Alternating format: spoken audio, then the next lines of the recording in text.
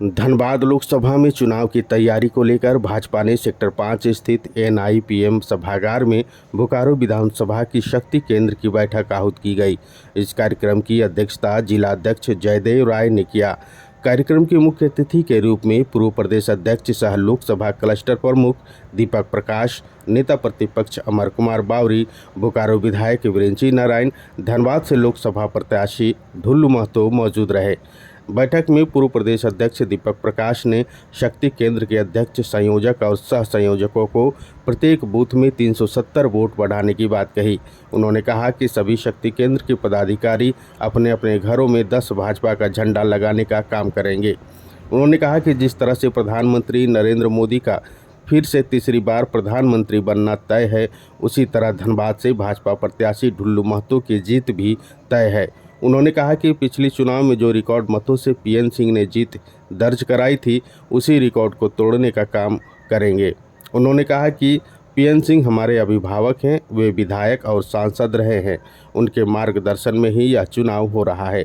वह इस कार्यक्रम के बाद नेता प्रतिपक्ष अमर कुमार बावरी को मीडिया ने घेरा, जहां साहिबगंज में झारखंड मुक्ति मोर्चा के केंद्रीय सदस्य को जवाब देते हुए कहा कि उनके बाप दादाओं की भी औकात नहीं है कि मोदी जी को 400 फीट अंदर ज़मीन में डाल देंगे।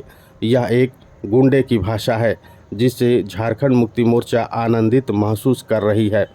यह कल्पना सोरेन के नेतृत्व में झारखंड मुक्ति मोर्चा का आपराधिक चरित्र सामने निकल कर आ रहा है और हार की हताशा और निराशा से गीता कोड़ा के साथ उनके गुंडों ने बदतमीजी की।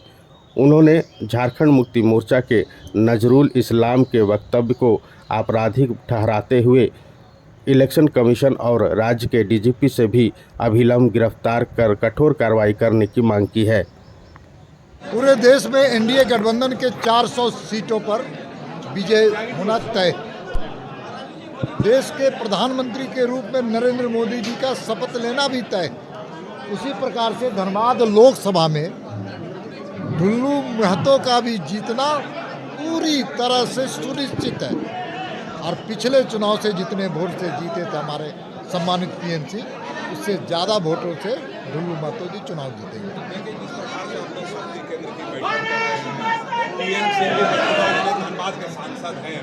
लेकिन मंच पे इनका दिखाई नहीं देना, क्या संकेत जा रहा है? उनका कहीं दूसरे जगह कार्यक्रम है और मुझे विश्वास है वो एक लंबे समय से पार्टी के सम्मानित नेता हैं और हम सब लोगों के अग्रज हैं और उन्होंने जिला अध्यक्ष से लेकर के प्रदेश अध्यक्ष की भूमिका अदा की।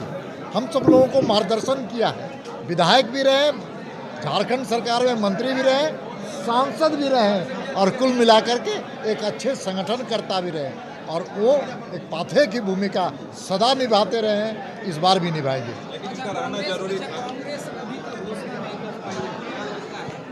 कांग्रेस घमंडिया गठबंधन डरी हुई है, सहमी हुई है और उनके पास उम्मीदवार का टोटका है, उनके पास उम्मीदवार की कमी है। इसलिए मैं बार बार कहता हूं कि घमंडिया गठबंधन को विज्ञापन निकालना चाहिए और विज्ञापन के माध्यम से शायद कोई उम्मीदवार मिल जाए अपनी जमानत को जब्त कराने के लिए, क्योंकि सब कोई जानता है कि इस बार मोदी की गारंटी पर पूरा देश टिका हुआ है। देश की 141 करोड़ जनता के आकांक्षा के प्रतीक हमारे नरेंद्र मोदी ये देश के नहीं बल्कि दुनिया के सर्वाधिक लोकप्रिय नेता हैं। सरयू राय ने फिर से कल एक बयान जारी किया है कि ढुल्लू महतो के जो नाबालिग बेटे हैं उन्होंने काफ़ी संपत्ति अर्जित की है और ED तक बात ले जाने की बात कर रहे हैं। देखिए, लोकतंत्र में अभिव्यक्ति की आज़ादी है, हर व्यक्ति को अपनी बातों को रखना ये लोकतंत्र की सबसे खूबसूरत पहलू है। इसलिए कुल मिलाकर कह सकते हैं कि ढुल्लू महतो जी चुनाव जीतेंगे और जो आरोप लग रहे हैं वो राजनीतिक दृष्टिकोण से लग रहे हैं। साहिबगंज में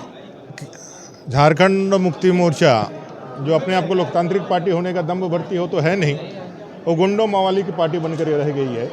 और जिस तरह से उसके केंद्रीय सदस्य ने यह कहा है खुलेआम मंच से कि मोदी जी को 400 फीट नीचे गाड़ देंगे, उनकी तो औकात नहीं है, उनके बाप दादाओं की भी औकात नहीं है कि मोदी जी को 400 फुट के नीचे डाले, लेकिन ये जरूर जो एक गुंडे की भाषा और गुंडे के वक्तव्य से झारखंड मुक्ति मोर्चा कितना आनंदित महसूस कर रही है। और मैडम कल्पना के नेतृत्व में आज झारखंड मुक्ति मोर्चा का जो यह अपराधीकरण खुल करके सामने आ रहा है, जिस तरह से अपने प्रत्याशी गीता कोड़ा जी के साथ वहाँ उनके गुंडों ने बदतमीजी करी, दुस्साहस किया, और आज हार के हताशा से, निराशा से जिस तरह से उसका वो नजरुल इस्लाम, उसका जो पार्टी का नेता है, अपने आप को पार्टी का नेता कहता है, उसका जो वक्तव्य है वो पूरी तरह से आपराधिक वक्तव्य है।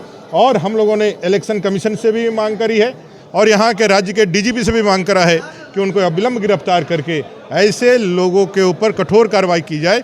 और फिर मैं दोहराता हूँ, मोदी जी का कोई बाल बाका नहीं कर सकता है, क्योंकि मोदी जी के लिए 1 अरब 40 करोड़ जनता का सुरक्षा कवच उनके साथ खड़ा है और वो देश के विकसित बनाने के लिए और लोगों के जीवन में उत्थान लाने के लिए काम करते रहे और ऐसे भ्रष्टाचारी लोगों को सबक सिखाते रहे।